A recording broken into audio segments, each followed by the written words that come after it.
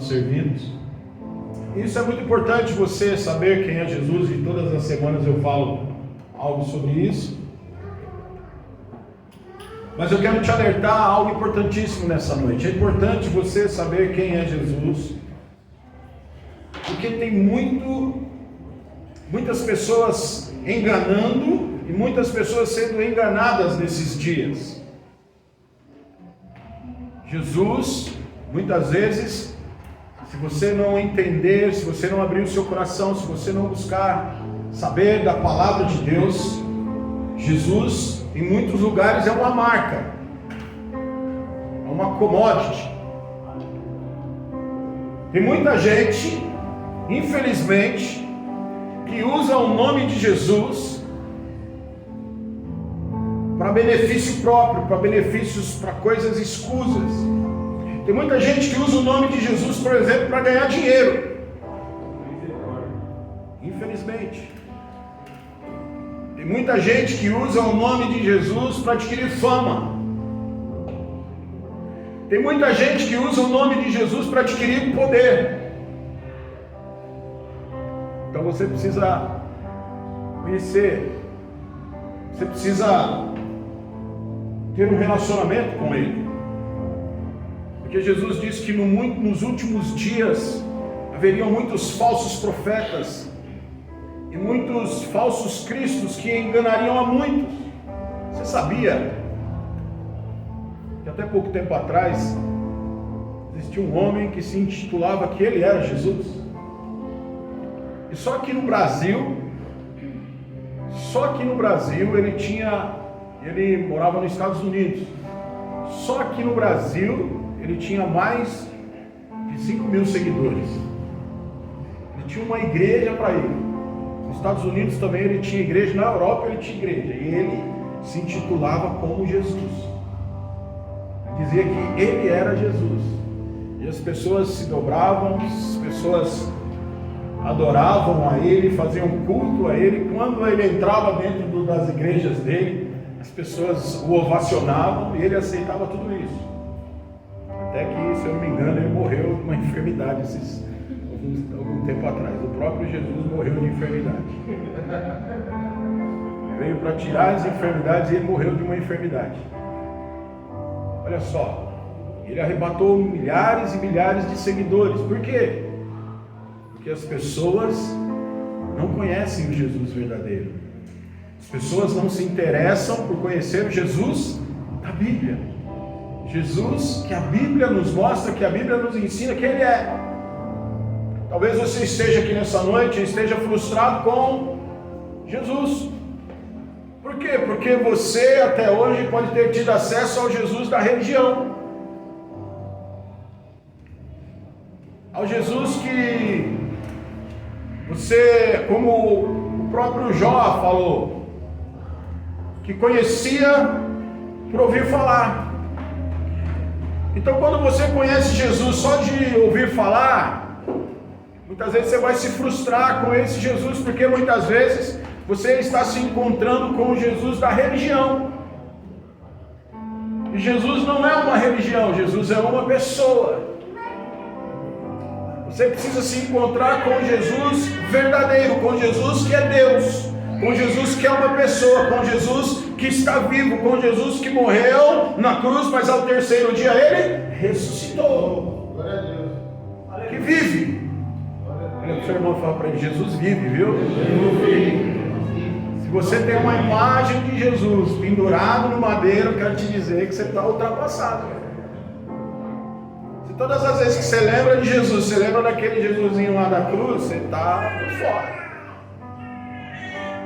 Nossa cruz ela está vazia. Olha para o seu irmão e fala: nossa cruz está vazia. Nossa cruz está vazia. O sepulcro está vazio. No terceiro dia o nosso Jesus ressuscitou. Ele venceu a morte. Aleluia. Está sentado à direita do Deus do céu. E hoje nós temos acesso a Deus e o Espírito Santo mora dentro de nós por causa que Jesus ressuscitou. Aleluia. Então o nosso Jesus ele está vivo. Nosso Jesus é aquele que a Bíblia declara quem Ele é. Então se aproprie disso. tenha um relacionamento com Ele todos os dias, através do Espírito Santo de Deus. Amém? Então hoje nós queremos falar sobre Jesus, o Cordeiro de Deus. Quantos aqui já ouviram falar que Jesus é o Cordeiro de Deus? Amém. Existem duas maneiras que a Bíblia chama Jesus de Cordeiro. Jesus como o Cordeiro de Deus, e Jesus, o Cordeiro morto desde a fundação do mundo. Então você precisa entender o porquê que eles comparam Jesus à figura de um cordeiro. Já parou para aprender sobre isso? Já parou para ler o porquê que Jesus é chamado do Cordeiro de Deus? Então nessa noite, que o Espírito Santo possa trazer revelação ao seu coração. Se você não sabe, hoje você tem a oportunidade de aprender sobre isso. Então vamos lá, abra sua Bíblia, lá em João capítulo 1, versículo 29. Essa mensagem de hoje, ela vai ser um pouquinho... Nós vamos ver muitos versículos hoje, porque você precisa entender. E para você entender, nós precisamos entender Jesus como o Cordeiro de Deus. Nós precisamos mergulhar um pouquinho fundo na palavra de Deus para que isso seja esclarecido para você. João capítulo 1, versículo 29.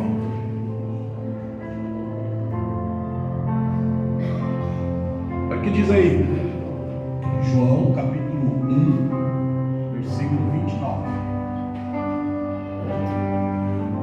No dia seguinte, João viu a Jesus que vinha para ele e disse: Eis o Cordeiro de Deus que tira o pecado do mundo. Então olha só, João Batista, a Bíblia está falando de João Batista aqui. Ele foi o profeta que Deus separou para preparar o caminho para a manifestação de Jesus aqui na terra. Então o apóstolo, o profeta João Batista, ele estava anunciando ao povo judeu que os dias da vinda de Jesus estavam próximos, que ele estava preparando o caminho para Jesus. E um dia João, ele está lá falando com o povo, com os seus discípulos ao seu lado, com a multidão que ia lá no deserto para ver as pregações de João Batista, e muitos iam lá para serem batizados por João. De repente Jesus está passando e João, ele tem a revelação. João, ele olha para Jesus e vê que aquele a quem ele estava falando, que viria para redimir o povo, a humanidade, estava na sua frente. E João, ele olha para Jesus e ele fala: olha aí, eis o Cordeiro de Deus que tira o pecado do mundo. Por que João Batista falou isso? Eis o Cordeiro de Deus que tira o pecado do mundo. Para que eu e você possamos entender o porquê que João falou isso, nós precisamos mergulhar um pouquinho lá atrás no Velho Testamento. Abra sua Bíblia lá em Gênesis capítulo 3, versículo 21. Gênesis capítulo 3, versículo 21. Aqui na Bíblia, nesse capítulo, está falando sobre o homem. Sobre quando Deus, no início, quando Deus criou todas as coisas, Deus criou o homem, Deus criou a mulher, Deus criou todas as coisas, colocou o homem, Adão e Eva, no jardim do Éden, e lá Deus falou: olha, vocês podem comer de todas as coisas desse jardim, menos daquela árvore que se encontra ali, naquele canto. Aquela árvore é a árvore do conhecimento do bem e do mal. Então, se vocês tocarem nela, olha, se vocês comerem o fruto dessa árvore, vocês vão morrer. A Bíblia diz que o diabo, ele se infiltrou no jardim e se infiltrou através da serpente e começou a conversar com ela. E ali o diabo começou a falar para Eva que não tinha problema nela comer daquele fruto, porque aquele fruto talvez faria com que ela se tornasse muito maior até do que Deus. E aí foi a história, você já conhece. Eva vai e come, depois que ela come, ela dá para o seu marido. E aí os dois tem consciência agora de pecado, consciência do erro, tem consciência, e através desse ato, o pecado veio a entrar na terra, e com isso atingiu toda a humanidade, toda a descendência do homem agora passou a conviver e a viver em pecado. E ali naquele momento, realmente, como Deus tinha dito para eles, olha, se vocês comerem, certamente vocês morrerão. Ali naquele momento houve duas mortes.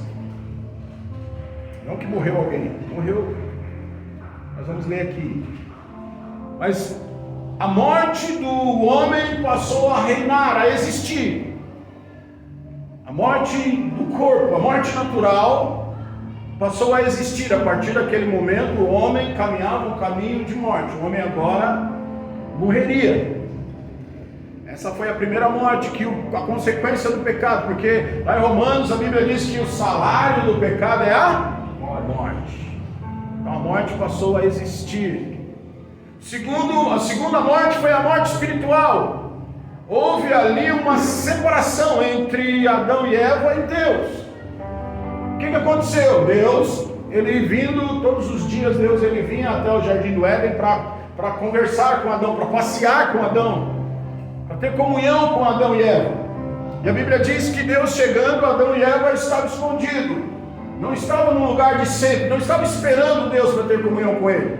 E a Bíblia diz que Adão se escondeu, e ele e Eva viram que eles estavam nus, e eles pegaram pegaram folhas e fizeram roupas para si. A Bíblia diz que quando Deus chegou, nenhum dos dois estava lá, e Deus começou a chamar Adão: Adão, onde você está? Adão, cadê você? E Adão respondeu: estamos aqui, Senhor. Por que vocês estão escondidos, Adão? Não, porque nós descobrimos que nós estamos nus. E Deus falou: como que vocês descobriram que vocês estão nus? Como que vocês perderam em vocês? Não, porque nós comemos daquela árvore que o Senhor falou para nós não comermos. E aí Deus começa a conversar com eles. Por que vocês fizeram isso? Olha, agora vocês atraíram maldição para vocês. E a Bíblia diz, aí no versículo 3:21, e fez o Senhor Deus a Adão e a sua mulher túnicas de peles, e os vestiu. Até então Adão e Eva tinham eles proporcionado vestimenta para eles tinham feito de folhas. Agora Deus vem, e nesse versículo está incutido um princípio espiritual, para o qual Jesus, como cordeiro, nesse versículo está dizendo que Deus pegou e fez roupas de peles de animais. Algumas versões dizem que ali um cordeiro foi morto, e Deus pegou a pele daquele cordeiro e fez roupas para Adão e Eva. Aqui começou um princípio. Por causa do pecado, alguém tinha que morrer, porque o salário do pecado é a morte. Então um cordeiro, um animal foi morto para cobrir o pecado daquele casal. Alguém teve que morrer, alguém teve que ser sacrificado pelo pecado de Adão e Eva. Se você for mais um pouquinho para frente, Gênesis capítulo 22, versículo 8, olha aí, nós vamos ver a história de Abraão. Deus já está preparando a vinda de Jesus. Agora é necessário que Jesus venha à terra, é necessário que o homem tenha um Salvador, porque todos estão agora, a Bíblia diz que todos pecaram e estão destituídos da glória de Deus. Então quando há pecado, tem que haver derramamento de sangue, porque o salário do pecado é a morte. E aí Deus começa a preparar, mas a Bíblia diz que Jesus, ele é o cordeiro morto desde a fundação do mundo. Então antes mesmo do homem existir, Jesus já se prontifica a, se o homem pecar, pela onisciência de Deus, se o homem pecar, Jesus, ele será o sacrifício. E aí Deus então começa a escolher uma nação, um povo, alguém que ele possa confiar nessa terra, para que Jesus possa vir e redimir a humanidade. E aí, Gênesis capítulo 22, Deus encontra Abraão. Ele começa a ter um diálogo, uma conversa com Deus. Deus se manifesta a Abraão. Deus fala para Abraão: olha, Abraão, eu tenho um plano na sua vida. Sai da tua terra, sai da tua parentela, vai para um lugar que eu vou te mostrar, que eu vou te dar uma terra para você, e nessa terra você vai ser uma grande nação. E Abraão, ele obedece a Deus, ele ouve a voz de Deus. Então Abraão sai da sua terra, sai da sua parentela, e ele começa a ir para o lugar aonde Deus o tinha mandado ir.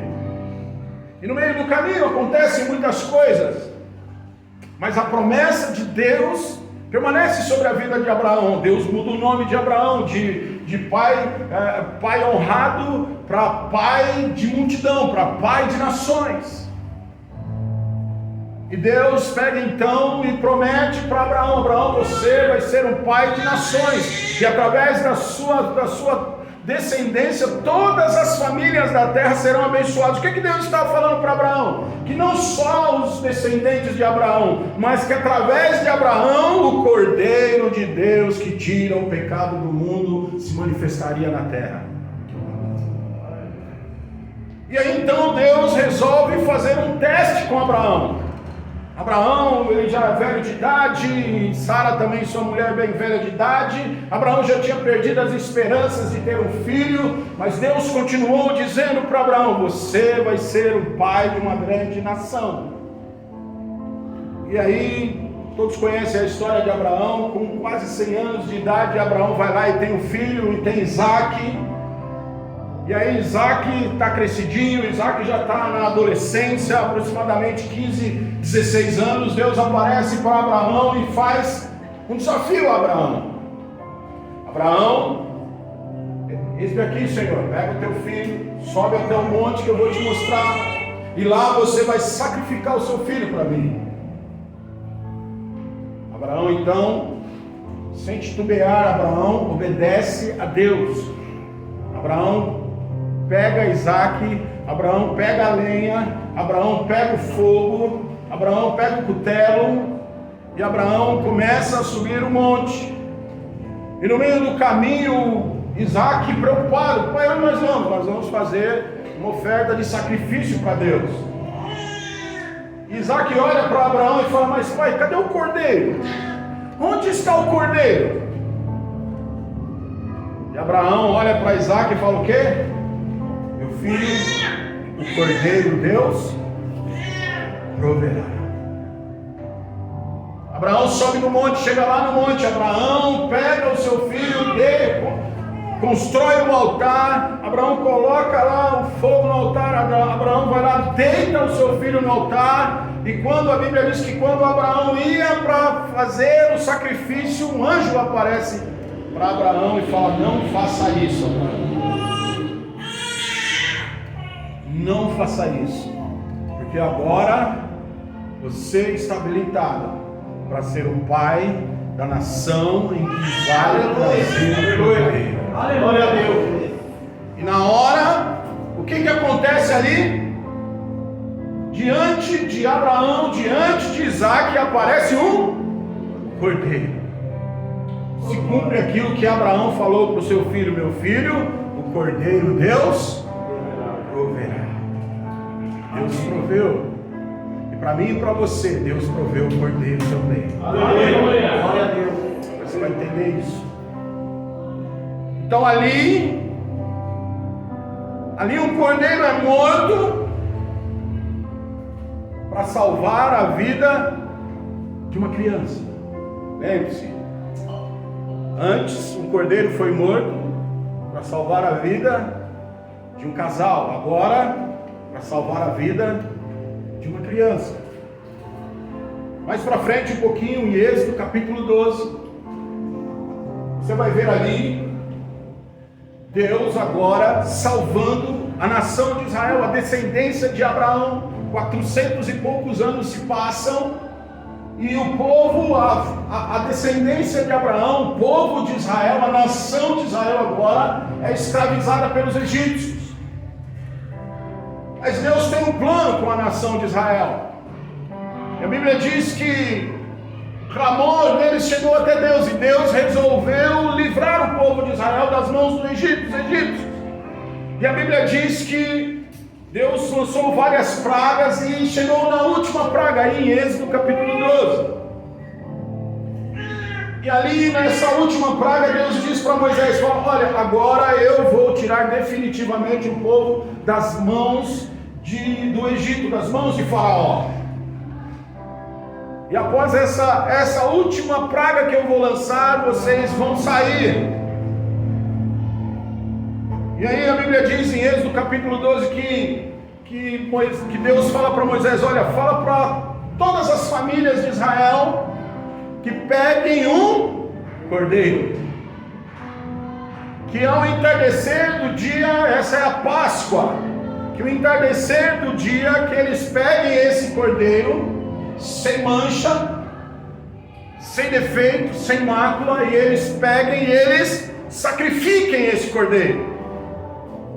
E eles, depois que eles sacrificarem esse cordeiro, eles vão separar, que eles peguem o sangue, que eles molhem um isopo com sangue e passem esse sangue no umbral das portas das suas casas. Por quê? Porque à noite o anjo da morte vai visitar o Egito, e onde estiver o sangue, o anjo da morte não vai tocar. E durante a noite vocês vão comer, se alimentar desse cordeiro, e depois vocês vão sair. Ali o cordeiro foi morto. E esse cordeiro foi morto para que uma nação fosse salva. A salvação de uma nação. Então, a partir desse momento, se você pegar agora e começar a ler o livro de Êxodo, o livro de Levítico, foi estabelecido que um animal teria que morrer para a expiação de pecados.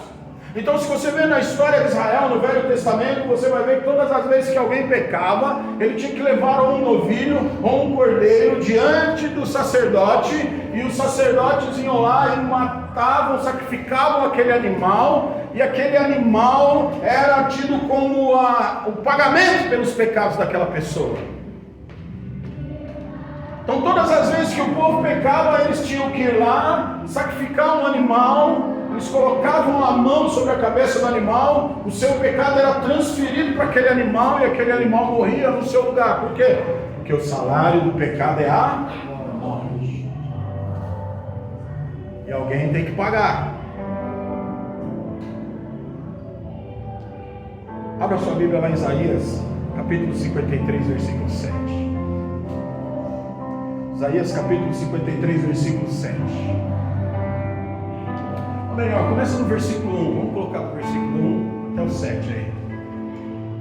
Aqui, nós vamos ler aqui agora.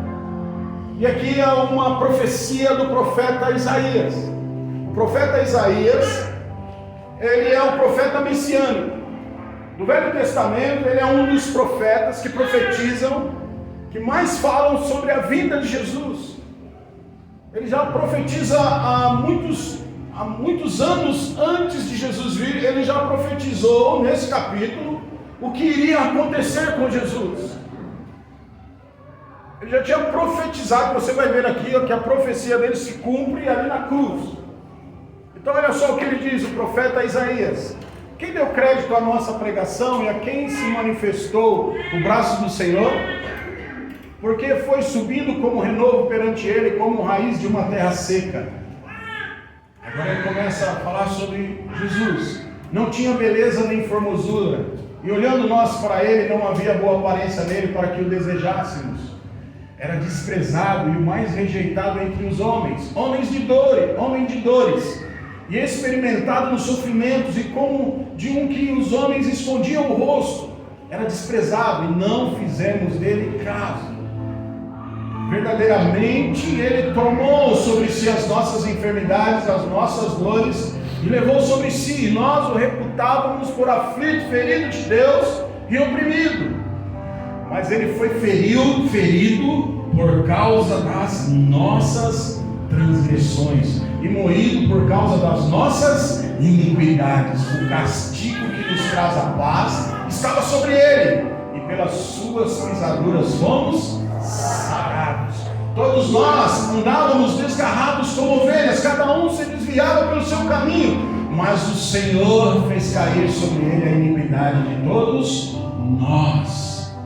Aleluia. Ele foi oprimido e afligido, mas não abriu a boca. Como um cordeiro foi levado ao matadouro, e como ovelha muda perante os seus tosqueadores, assim Ele não abriu a sua boca.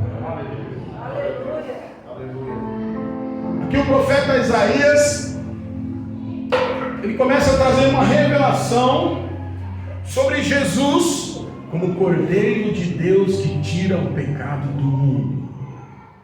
E ele estava fazendo uma narrativa sobre Jesus aqui nessa terra. E ele está falando, olha, Ele levou sobre si, Ele era um homem de dores, Ele foi ferido, Ele foi desprezado, Ele foi humilhado, e foi colocado sobre Ele todas as nossas iniquidades, todo o pecado, todo o castigo para que eu e você pudéssemos ter paz, foi colocado sobre Ele. E pelas suas pisaduras, pelo que Ele fez, pelo caminho que Ele percorreu, pela atitude que Ele teve, nossas transgressões estiveram sobre Ele. O castigo que era para nós foi colocado nele. Ele levou todas as nossas enfermidades, Ele levou todas as nossas doenças, Ele levou todo o nosso pecado. E a Bíblia diz que como um cordeiro, Ele não abriu a boca. Não sei se você já viu, já assistiu, como é que um cordeiro, uma ovelha, ela é sacrificada. O cordeiro, a ovelha e o cordeiro são animais que eles morrem sem abrir a boca. É um dos únicos, não sei se é o único, mas é um dos únicos animais que ele vai para o matadouro, que ele não chora, que ele não grita, que ele não berra, que ele morre quieto, calado. Foi assim que aconteceu com Jesus. Então olha só, Isaías, ele está profetizando sobre Jesus, sobre o Cordeiro de Deus que tira o pecado do mundo. E aí nós voltamos agora para João Batista. E aí João Batista, ele sabe que Jesus está para aparecer. Ele sabe que nesses dias algo vai acontecer. Ele sabe que por esses dias Jesus ia aparecer e que Jesus de uma vez por todas ia pagar o preço do pecado, que Jesus ia morrer na cruz e de uma vez por todas a humanidade seria salva. E qual foi a alegria e a surpresa? Você consegue imaginar qual foi a alegria e a surpresa de João Batista quando ele olha para Jesus e ele tem a revelação de que ali estava aquele que era o Cordeiro de Deus que tiraria o pecado do mundo. Glória a Deus, aleluia. João Batista agora está diante daquele que vai tirar o pecado da humanidade, aquele que vai morrer, que o Pai vem preparando antes da fundação do mundo, para que possa novamente, através do sacrifício dele, trazer o homem de volta para Deus. Por que Jesus é o sacrifício perfeito? Ele é o Cordeiro de Deus. Por que ele é o Cordeiro de Deus? Porque ele é o sacrifício perfeito. Nós vamos ver daqui para frente. É importante você saber que não existe outro Cordeiro de Deus. Não existe outro que morreu na cruz e outra pessoa que pode perdoar os seus pecados. É importante você saber que só existe um Cordeiro de Deus e que somente Jesus é o Cordeiro de Deus. acesso a Deus através de outras pessoas, de outros deuses ou de outras religiões. Por quê? Porque somente Jesus é o Cordeiro de Deus. Somente Jesus é aquele que tira o pecado do mundo. Apocalipse capítulo 13, versículo 8. Olha o que a Bíblia diz aí. Apocalipse capítulo 13, versículo 8. E adoraram-no todos os que habitam sobre a terra, esses cujos nomes estão escritos no livro da vida do Cordeiro que foi morto desde a fundação do mundo. Aleluia.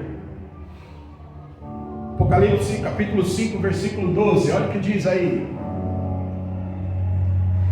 Quem é que com grande voz dizia: digno é o Cordeiro que foi morto de receber o poder, as riquezas e sabedoria e força e honra e glória e ações de graças.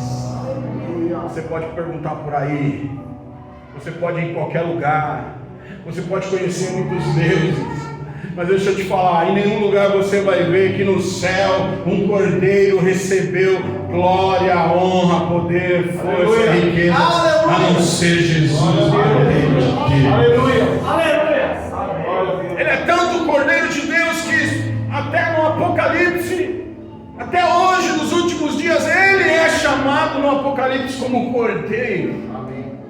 Apocalipse capítulo 22, versículo 14, olha o que diz aí.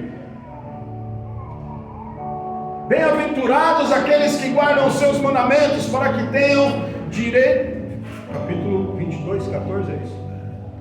Bem-aventurados aqueles que guardam os seus. Não é esse, papo 15. 15, vê o 15, não, é o versículo 15. Não, então vê o 13. Eu desses cantos aí. Não, deixa, eu errei. Dá uma procurada aí no versículo capítulo 22 que tem aí, fala sobre o Cordeiro. Depois a gente acha que acabou a bateria do meu celular, estava anotado aqui no meu celular. Mas amém. Em Apocalipse, se você pegar vários versículos em Apocalipse, fala sobre o Cordeiro de Deus. A ele toda a honra, toda a glória, todo o poder, todo o louvor, e as nações se deitarão e as nações se renderão. Versículo 3. E ali nunca mais haverá maldição contra alguém, nela estará o trono de Deus e do Cordeiro, e os seus servos o servirão. Olha só, existe um trono no céu, aonde Jesus está sentado à direita de Deus, como Cordeiro de Deus. Então não existe outro. Não existe outro que morreu pela humanidade, não existe outro que pagou pelos nossos pecados, somente Jesus. Somente Ele tem o poder de perdoar pecados. Somente Jesus tem o poder de te purificar de toda injustiça. Somente Jesus pode te dar uma nova vida. Somente Jesus pode transformar a sua vida, porque Ele é o Cordeiro de Deus que tira o pecado do mundo. Aleluia. Jesus, somente Ele tem o poder de perdoar pecados. 1 Coríntios capítulo 15, versículo 3, olha só. 1 Coríntios capítulo 15, versículo 3. 15, 3.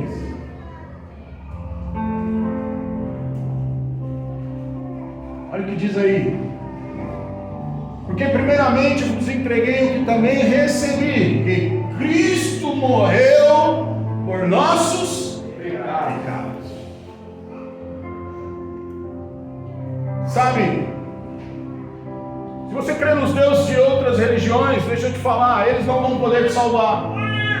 Nenhum deus de outra religião, nenhum deus da mitologia grega, nenhum deus. Você pode oferecer sacrifícios, você pode fazer promessas, mas nenhum desses deuses tem poder para perdoar os seus pecados. Porque somente Jesus pode perdoar pecados. Porque Jesus morreu pelos seus e pelos meus pecados. Então deixa eu te falar uma coisa, não compensa você adorar outros deuses. Não compensa você adorar outros seres por aí, por quê? Tem gente que adora o sol, tem gente que adora a lua, Tem gente que adora uma mulher, tem gente que adora um homem, tem gente que adora espíritos, tem gente que adora ideologias, tem gente que adora pessoas, mas nenhum desses tem poder para perdoar os seus pecados. Somente Jesus pode tirar o pecado do mundo. Aleluia!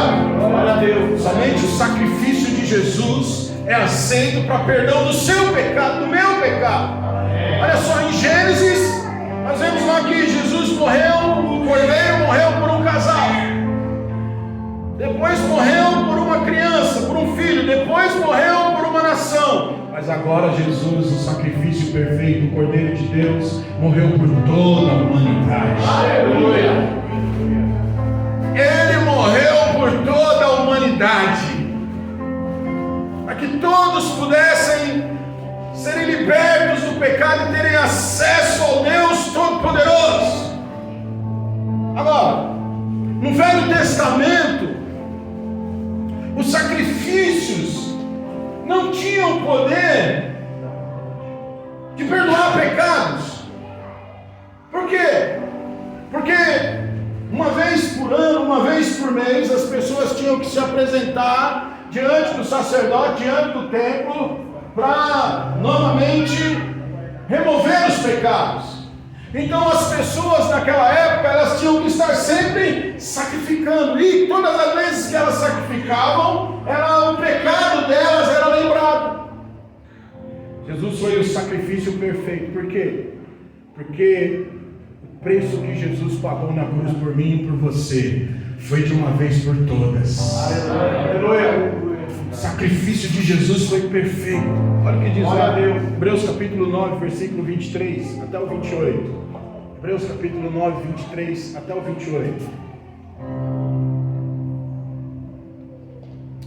De sorte que era bem necessário que as figuras das coisas que estão no céu assim se purificassem, mas as próprias coisas celestiais com sacrifícios melhores do que estes. Vai passar. Porque Cristo não entrou no santuário feito por mãos, figura do verdadeiro, porém no mesmo céu, para agora comparecer por nós perante a face de Deus. Nem também para si mesmo se oferecer muitas vezes, como um sumo sacerdote, cada ano entra no santuário com sangue alheio. De outra maneira, necessário lhe fora padecer muitas vezes desde a fundação do mundo. Mas agora, na consumação dos séculos, uma vez se manifestou para aniquilar os pecados pelo sacrifício de si mesmo. E como os homens está ordenado morrerem uma só vez, vindo depois do juízo, assim também Cristo, oferecendo-se uma vez para levar os pecados de muitos, aparecerá segunda vez sem pecados aos que esperam para a salvação. Então aqui o escritor de Hebreus, ele está falando, olha, os sacrifícios antigos, as pessoas tinham que sempre estar voltando. Ele era um sacrifício imperfeito. Por quê? Porque não removia os pecados de uma vez por todas. As pessoas tinham que sempre estar sacrificando. As pessoas tinham que sempre estar ali pedindo perdão. As pessoas tinham que sempre estar ali buscando a purificação dos seus pecados. Isso era imperfeito. Mas agora, com o sacrifício de Jesus, você não precisa mais. Olha aí, capítulo 10, aí, versículo 10. Olha o que diz aí. Olha só. Na qual vontade temos sido santificados pela oração, pelo sacrifício do corpo de Jesus Cristo, feita uma vez. Olha só, uma vez só.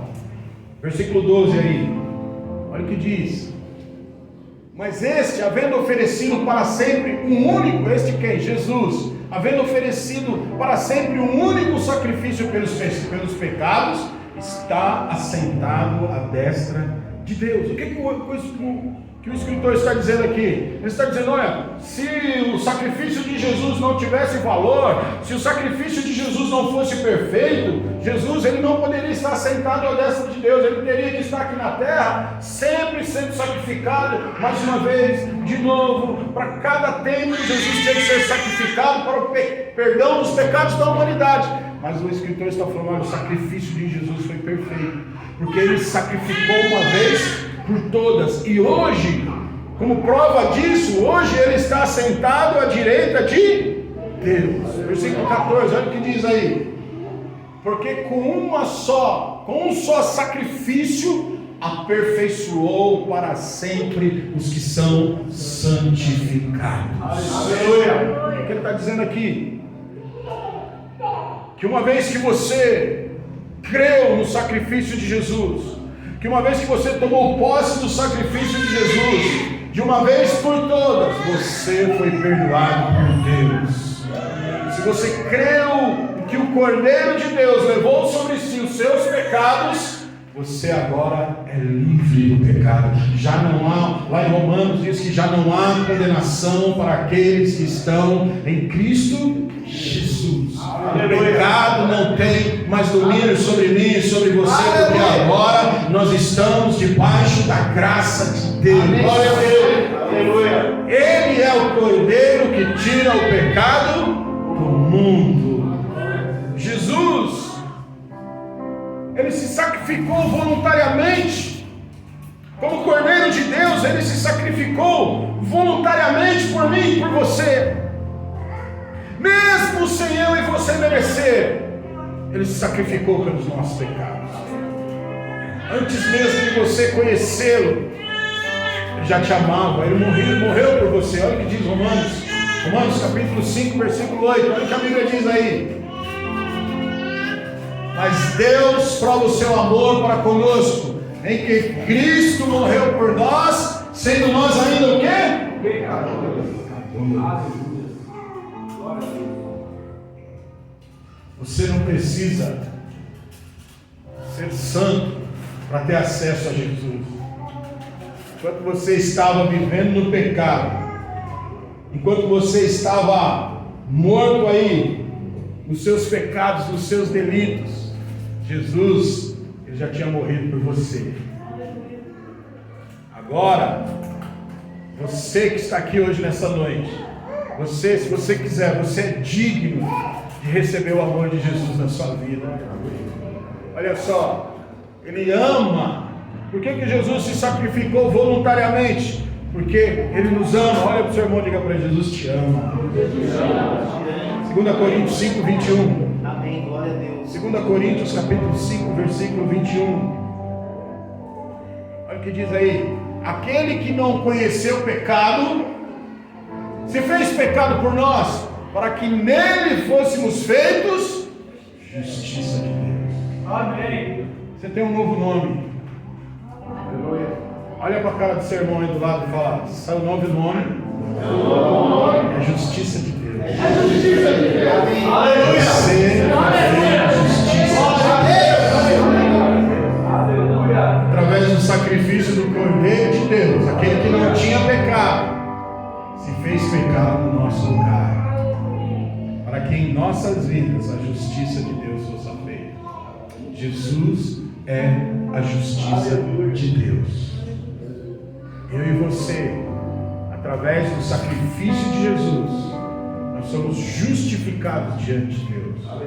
Quando Deus olha para mim e para você, Deus já não enxerga em nós pecado. Por quê? Porque o sangue de Jesus nos purifica de todo pecado. Olha para o seu irmão e diga para ele: se você quer andar na luz, o sangue de Jesus te purifica. Aleluia. Fala para ele assim: quer viver uma nova vida? Fala para ele: o sangue de Jesus te purifica. Ele é o Cordeiro de Deus que tira o pecado. Aleluia. Efésios capítulo 2, versículo 1, olha o que a Bíblia diz aí: e vos vivificou, estando vós mortos em ofensas e quero dizer para você nessa noite, se você ainda vive uma vida de pecado, se você ainda luta contra o seu pecado, se você não tem conseguido vencer o pecado, quero te dizer, se você crê no sacrifício de Jesus na cruz, Jesus ele vai trazer uma nova vida para você. Glória a Deus. Aleluia. Vai te libertar de todo pecado, de toda Aleluia. condenação.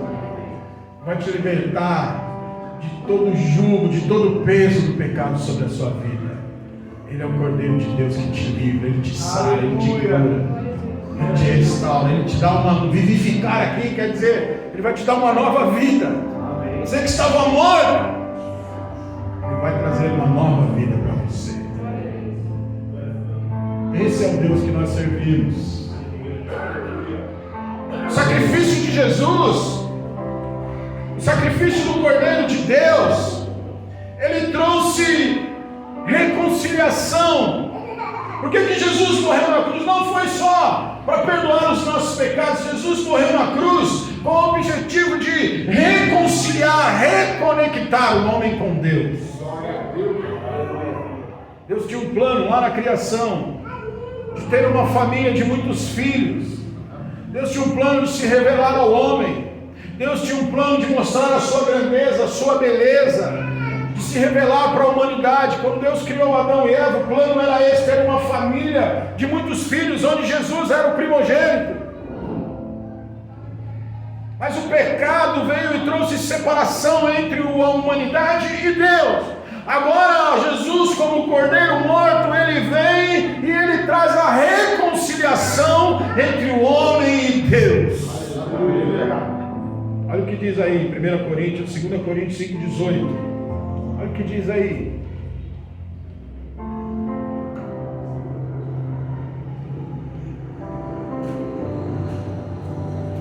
Tudo isso provém de Deus, que nos reconciliou consigo mesmo por Jesus Cristo e nos deu o ministério da reconciliação.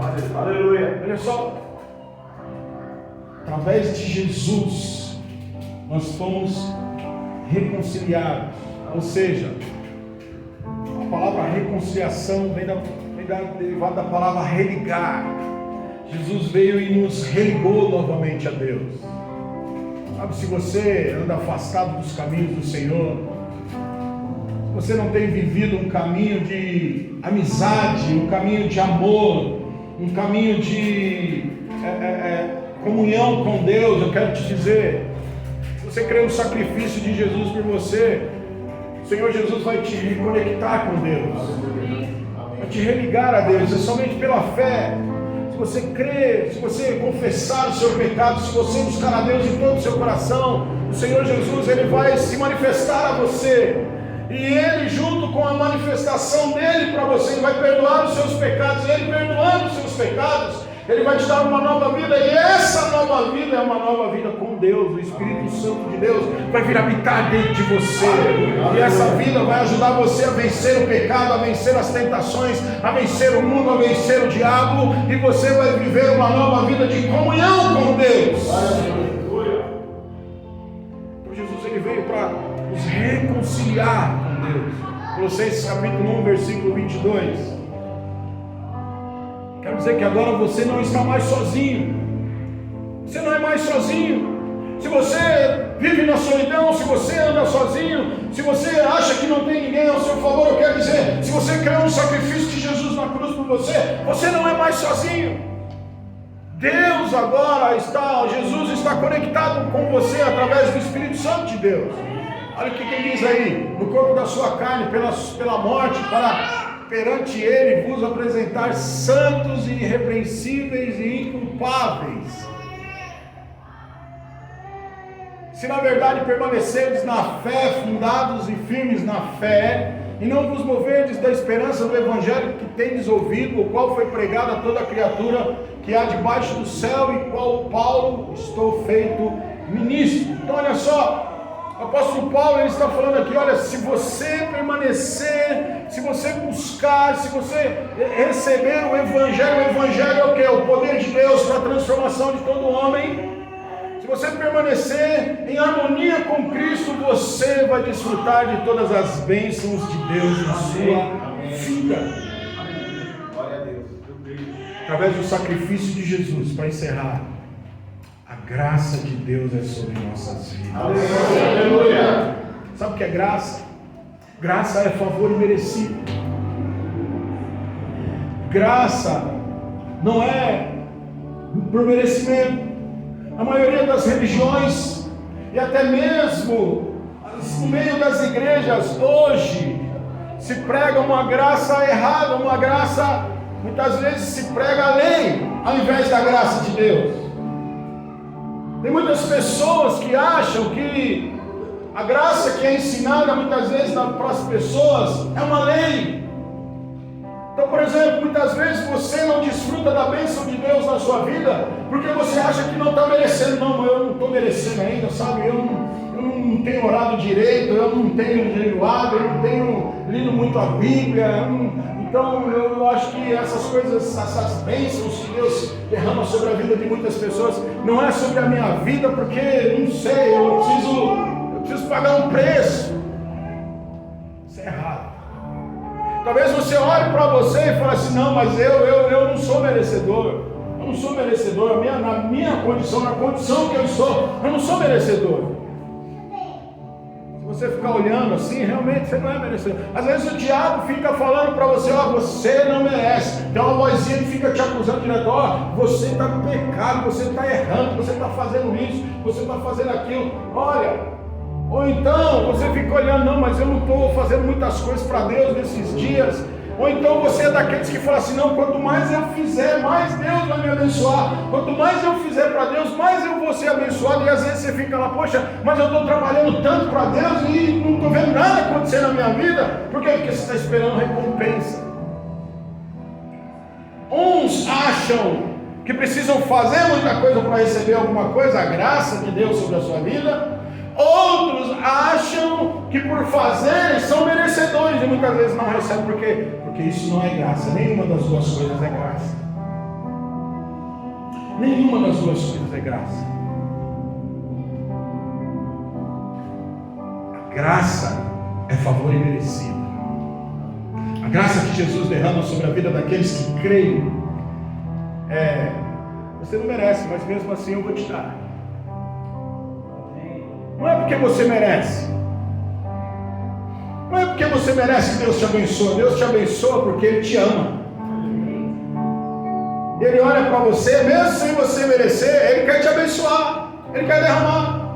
O que você precisa fazer? Só tomar posse da graça. Olha para o seu irmão e fala: pai, toma posse da graça. João capítulo 1, versículo 17.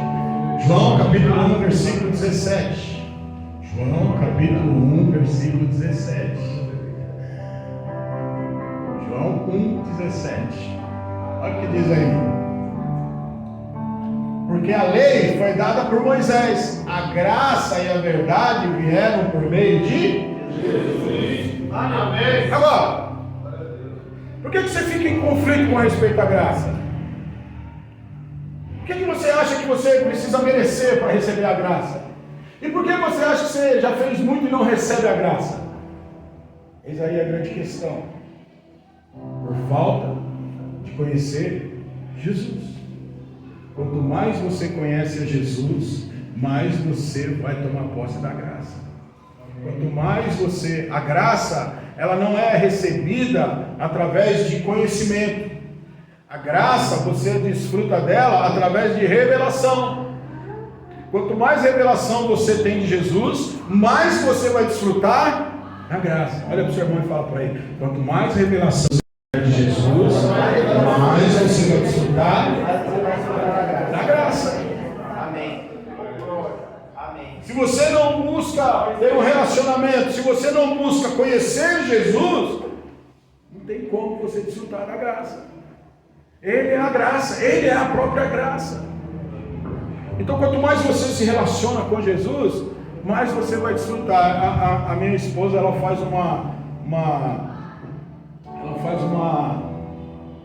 uma ilustração muito interessante sobre meus filhos. Por exemplo, a minha filha Melissa, que é a mais velha, A Melissa, muitas coisas que ela quer fazer, ela fica pedindo. Posso fazer? Pai, faz isso para mim. Pai, posso pegar? Pai, posso usar seu computador? Pai, posso fazer isso? Posso fazer aquilo? Pai, posso pegar um negócio na geladeira? Pai, posso comer? A Melissa, ela pede tudo. Ela pergunta se pode. Já o Arthur, os irmãos já sabem, né? O Arthur não está nem aí. Ele não pede. Ele já vai fazendo. Ele não, por exemplo, a Melissa, quando ela quer dormir lá no meu quarto, ela chega de nós e fala: pai, mãe, posso dormir no quarto de vocês? Aí a gente às vezes deixa, às vezes não. O Arthur não, ele já chega deitando. O que você quer aqui, Arthur? Eu vou deitar aqui com vocês. Quem falou? Eu falei. Sobe daqui, menino, vai embora. Ele chega lá na geladeira, ele não fala assim: pai, posso pegar um Danone? Não, ele já vai lá e come logo 5 de uma vez. Quem comeu esse Danone aqui? Fui eu, papai. Mas quem mandou? Ninguém, eu comi. Então, quem que você acha que desfruta mais da graça, da minha graça com a minha esposa? O Arthur. Por quê? Porque ele sabe que está ali. Hoje eu fui no shopping com ele, estava lá. Aí a minha esposa e a Melissa foi no banheiro e fiquei eu e ele lá fora esperando elas. Aí elas estavam demorando e ele falou assim: pai, eu quero usar o banheiro. Aí eu falei para ele: espera ela sair, aí nós vamos. Aí eu fiz assim, eu olhei pro lado assim, estava olhando uma loja, quando eu olhei para trás, cadê o Arthur, cara? Eu fiquei olhando, procurando, um monte de gente passando, e eu lá olhando, procurando. Aí eles já estavam para sair do banheiro, eu falei: preciso manter a postura, cadê aquele?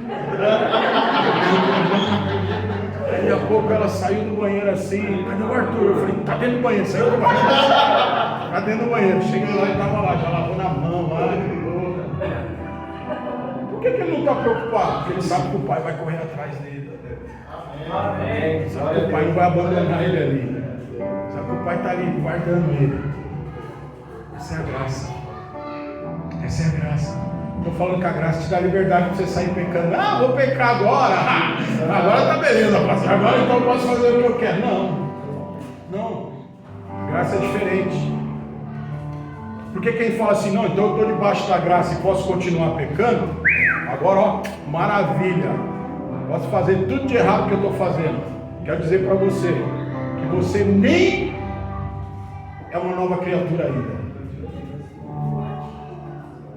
Você nem é uma nova criatura ainda. Porque aquele que está em Cristo, que recebeu o Cordeiro de Deus como seu Senhor e Salvador, a Bíblia diz, o apóstolo João, ele diz que essa pessoa, ele não tem mais prazer pelo pecado. O pecado já não tem mais domínio sobre ele não sente mais vontade de ficar vivendo a vida de pecado. Quando eu estou falando de graça, não é graça para você continuar vivendo de pecado. Se você ainda não consegue vencer o pecado, é porque você ainda não teve um encontro com Jesus. Então você precisa ter um encontro com o Cordeiro de Deus. Mas se você já teve um encontro com o Cordeiro de Deus, o mundo e o pecado, já quando você peca, não é por vontade própria, eu escorreguei. Não é aquela coisa que todo dia eu pego, todo dia eu faço, não, às vezes. Agora, a graça é para quê? É para desfrute. Olha para o seu irmão e fala: a graça é para desfrute. É para você desfrutar das bênçãos de Deus na sua vida. Glória a Deus. Amém. Todas as coisas já nos foram dadas através de Cristo Jesus. Todas as coisas que você precisa para viver uma vida boa, perfeita, agradável, debaixo da graça, sem precisar se ficar achando que você merece, já está à sua disposição. Aonde? Em Cristo. Por isso você tem que se relacionar com Ele. Por isso você tem que conhecer o Deus que você serve. Porque o dia que você conhecer o Deus que você serve, você não vai ficar olhando para você e falar assim: eu mereço. Ou você também não vai ficar pensando assim: já fiz bastante coisa, acho que eu mereço. Não, você só vai falar: Senhor, eu tomo posse. Eu tomo posse da sua bênção. Eu tomo posse disso na minha vida. O Senhor já me deu, eu recebo. Aí você começa a trazer para a sua vida toda a graça de Deus, tudo aquilo que você precisa através da fé. Quando você conhece Jesus, isso é fácil. As coisas começam a acontecer. Romanos capítulo 3, versículo 24. Sendo justificados gratuitamente pela sua graça, pela redenção que há em Cristo Jesus. Olha só, o que é sendo justificado?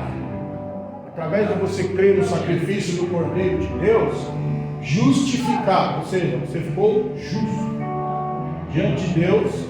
Deus não enxerga você como um pecador mais. Deus enxerga você como um filho.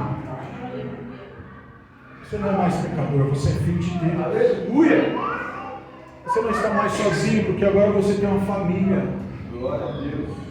Deus é contigo, meu irmão e minha irmã. Toma posse da graça. Aleluia.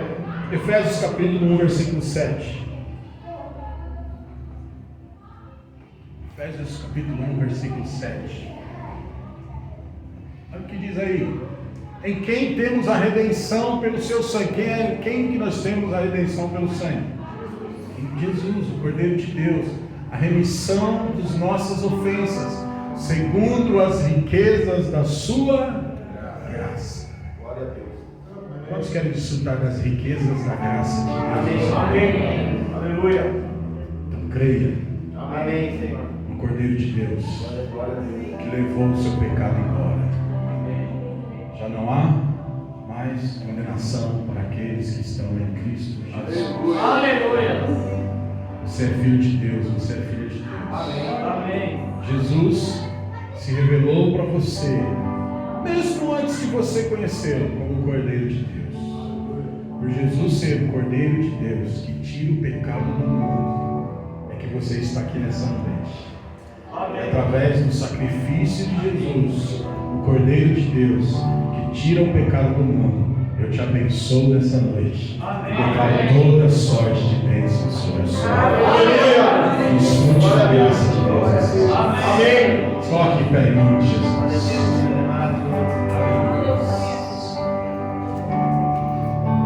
Eu queria que você fechasse seus olhos.